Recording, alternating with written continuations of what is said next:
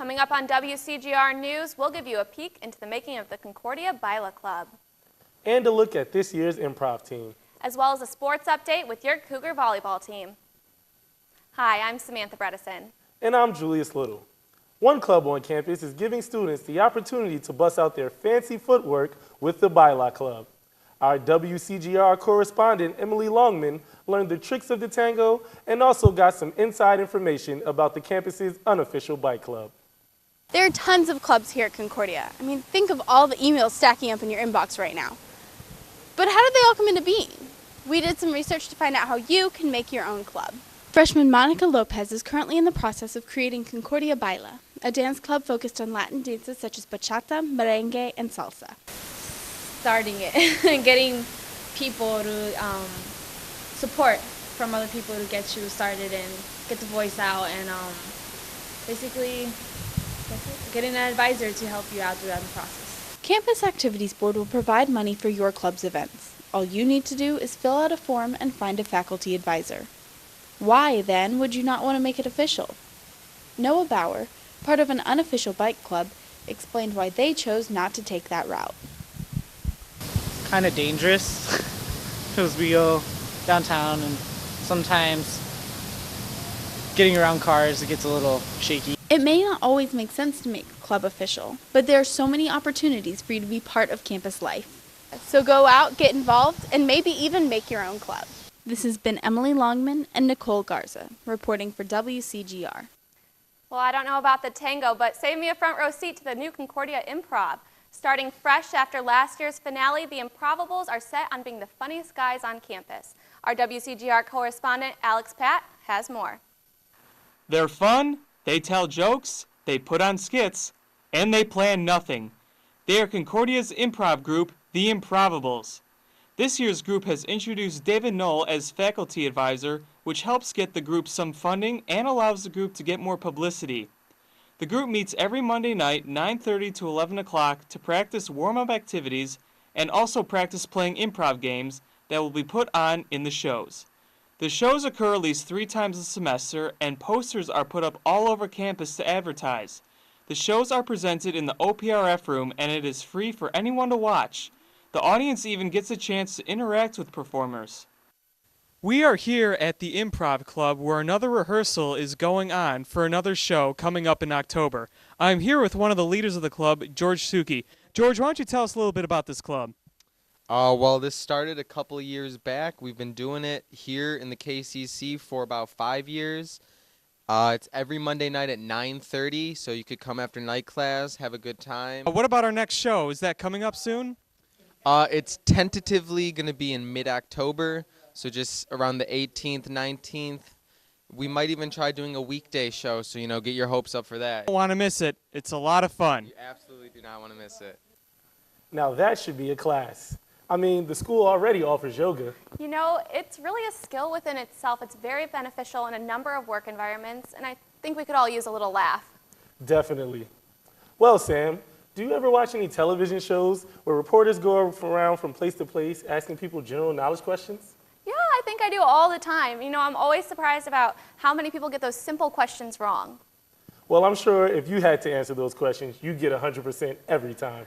Maybe. Well, our field reporter, K-Mel, decided to go around campus asking fellow Cougars questions about important current events and found out just how knowledgeable our student body is about what's going on in the world. We're back for another installment of the WCGR News Trivia Challenge. So what is the WCGR News Trivia Challenge?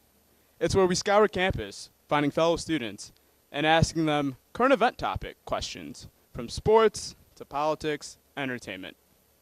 From the Hunger Games to the government shutdown, we get down and dirty in finding what CUC students know about the world.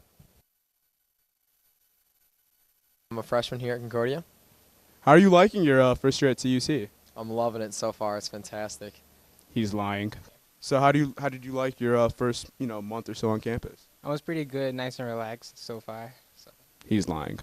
All right, so how's your freshman experience going? You've been here for about a month. How do you like CUC? I like it a lot. There's a lot of nice people here. Again, she's lying.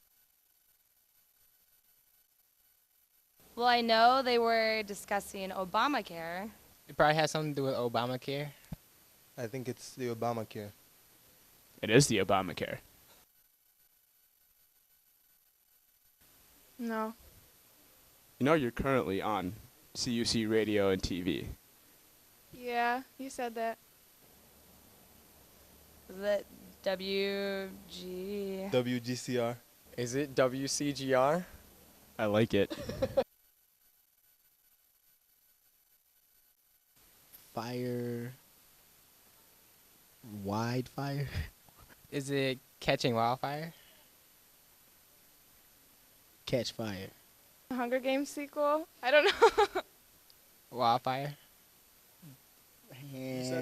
Catching, grab.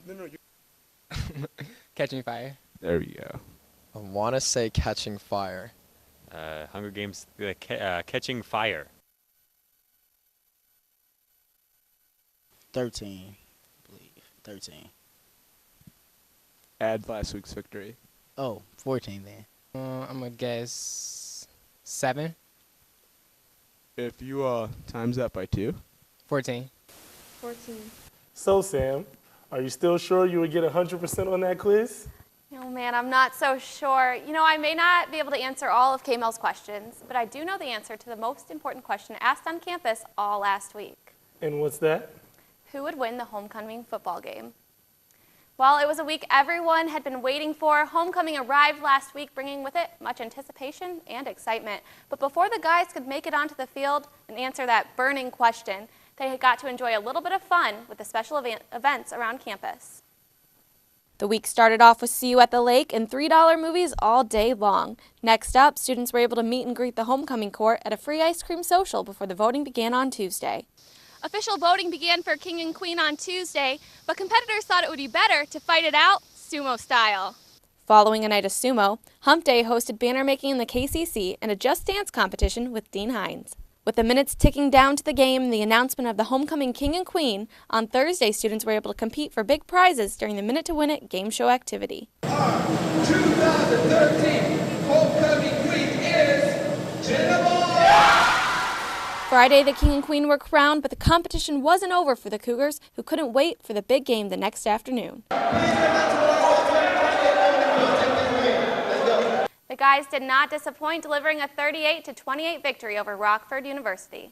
What an exciting game to watch. Definitely. So, Jules, while we're on the topic of sports, you sat down with the volleyball team this week. I sure did. And the season has been bright with a couple of dark patches, but our Cougars never stop fighting.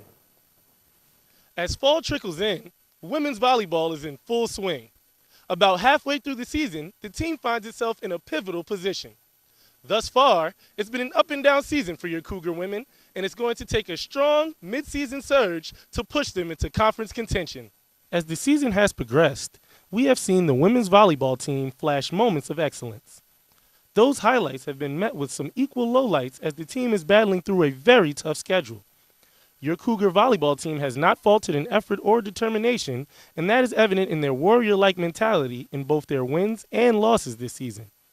Furthermore, that is a direct reflection of great coaching and the team's ability to stay even keel in times of joy and sorrow.